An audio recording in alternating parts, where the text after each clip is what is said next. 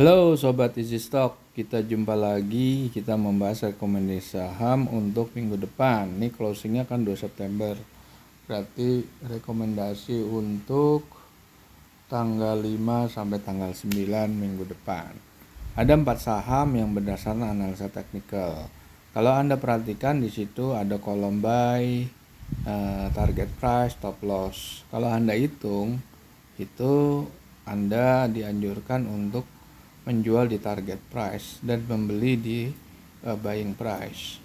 Dan kalau saham itu turun harganya, Anda dianjurkan untuk stop loss di bawah angka 2590 untuk SRTG.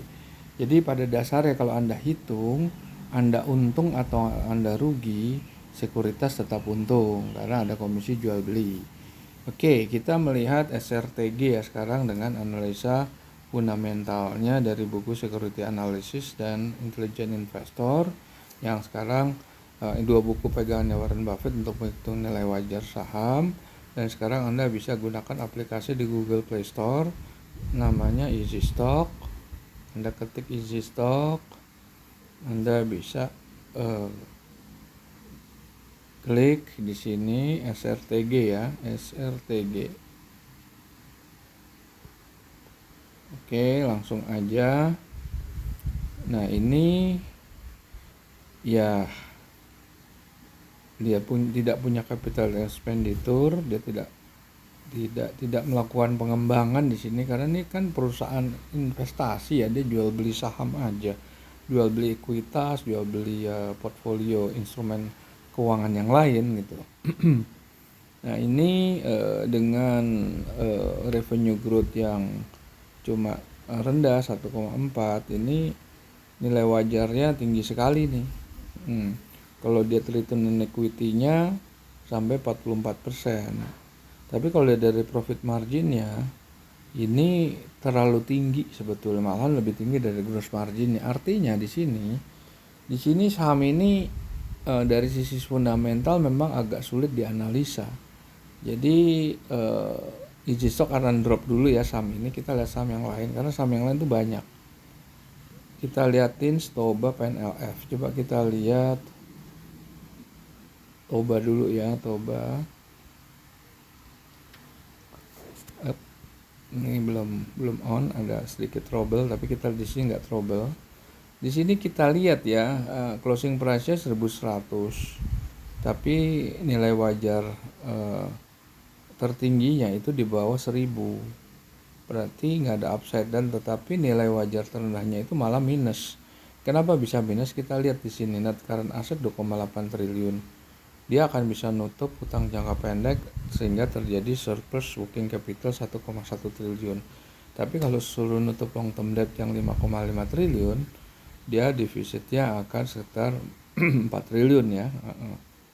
Makanya di sini free cash flow yang cuma 428 miliar tentunya tidak bisa ngangkat, makanya nilai wajarnya rendah padahal harganya lebih tinggi.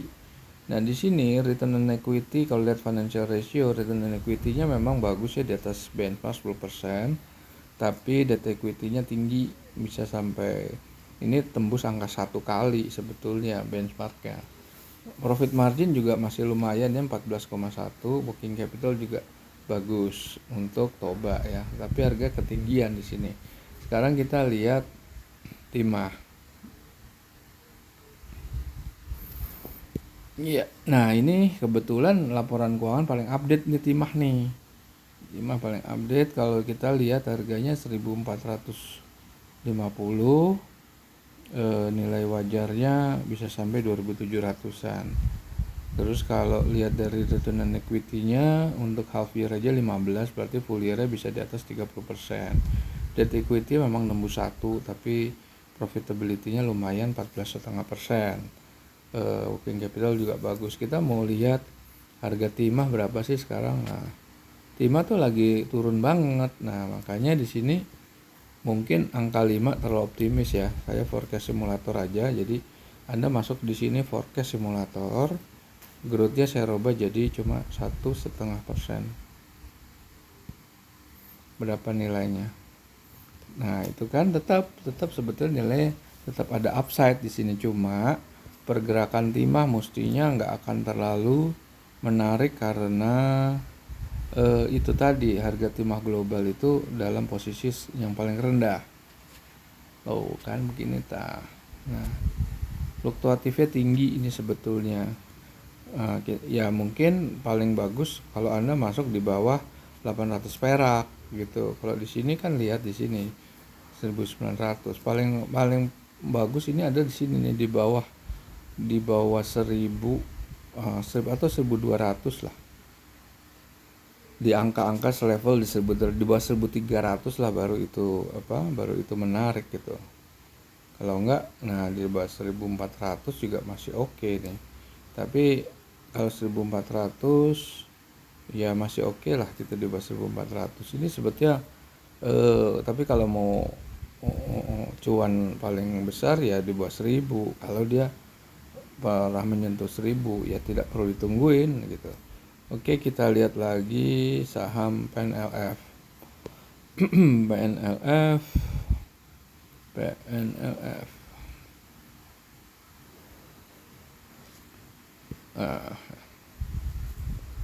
Ini harganya 425, 430 lah. Tetapi upside-nya bisa sampai 800. Berarti bisa potensial upside-nya bisa sampai 80%-an lah kira-kira ya gitu ya. Oke, sekarang kita lihat financial ratio-nya. Return on equity-nya 3,4 ya, half year ya. Sebetulnya nggak terlalu menarik nih, dia paling di bawah 10%, benchmarknya 10%. Debt to equity terlalu rendah banget. Profit marginnya yaitu tinggi ya.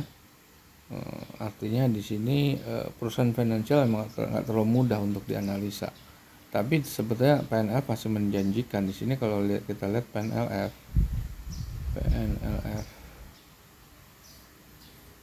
Nah, ini sebetulnya masih bagus untuk diakumulasi untuk jangka pendek ya, jangan jangka panjang.